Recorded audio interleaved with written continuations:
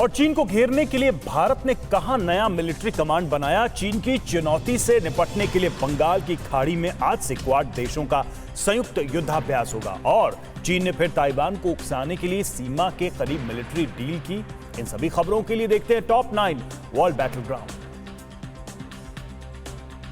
LAC विवाद को लेकर चीन लगातार भारत को उकसा रहा है, लेकिन भारत चीन की हर चालबाजी का जवाब देने के लिए पूरी तरह से तैयार है। चीन की घेराबंदी के लिए भारत ने अब अंडमान निकोबार में एक और कमांड तैयार किया है, जिससे वो यहाँ से चीन को एक ऐसा सबक सिखा सके जिससे कि दोबारा भारत के खिलाफ युद्ध का ख्याल भी चीन के दिमाग में न आए। भारत में अंडमान निकोबार जैसा सिर्फ 2 कमांड हैं।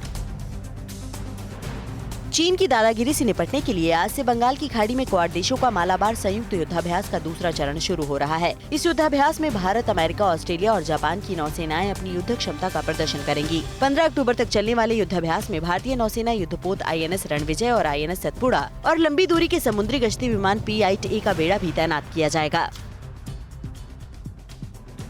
मालाबार में आज से होने वाले क्वाड देशों के संयुक्त युद्धाभ्यास में अमेरिका की परमाणु हथियारों से लैस विमान वाहक युद्धपोत कार्ल विन्सन भी हिस्सा लेगा। भारत में हो रहे क्वाड देशों के संयुक्त युद्धाभ्यास में कार्ल विन्सन युद्धपोत पहली बार हिस्सा लेगा। 1983 में अमेरिकी नौसेना में शामिल हुए कार्ल विन्सन ने कई सैन्य कार्रवाइयों में हिस्सा लिया है। इस युद्धाभ्यास को देख चीन की नींद उड़ जाएगी।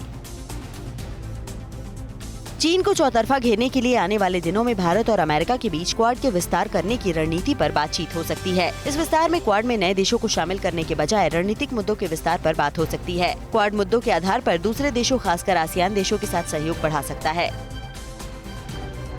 चीन और ताइवान के बीच चल रहे तनाव की वजह से हर दिन हालात खराब हो रहे हैं। चीन लगातार ताइवान पर जबरदस्ती कब्जे के लिए नई साजिश रच रहा है। चीन ने ताइवान की सीमा के सामने समंदर में युद्धाभ्यास किया। इस युद्धाभ्यास में PLA के जवान समुद्री तट पर लैंडिंग से लेकर जमीनी एक्सरसाइज कर रहे हैं। चीन की इस उकसाने वाली कार्रवाई से युद्ध की आशंका बढ़ गई है। अमेरिकी खुफिया एजेंसी FBI ने अमेरिकी नौसेना के इंजीनियर जोनाथन टोयबे और उनकी पत्नी डायना को परमाणु पनडुब्बियों की तकनीक गुप्त जानकारी बेचने के आरोप में गिरफ्तार किया है। गिरफ्तार किए गए दंपति पर FBI की बहुत दिनों से नजर थी। इसके बाद FBI ने अपने ही अंडरकवर एजेंट को ग्राहक बनाकर भेजा था। इसके बाद दोनों को डील करते हुए रंगे हाथों पकड़ लिया गया। अमेरिकी रक्षा मंत्रालय के पूर्व सॉफ्टवेयर प्रमुख निकोलस चैलान ने कहा है कि चीन के खिलाफ लड़ाई में अमेरिका हारता दिखाई दे रहा है। निकोलस ने कहा है कि चीन ने आर्टिफिशियल इंटेलिजेंस के मामले में बड़ी सफलता हासिल की है। उन्होंने कहा कि आर्टिफिशियल इंटेलिजेंस के युद्ध में चीन के मुकाबले अमेरिका हारता हुआ दिख रहा है। निकोलस ने कहा कि साइबर क्षमताओं में इजाफे के चलते चीन ने बड़ी बढ़त कायम कर ली है।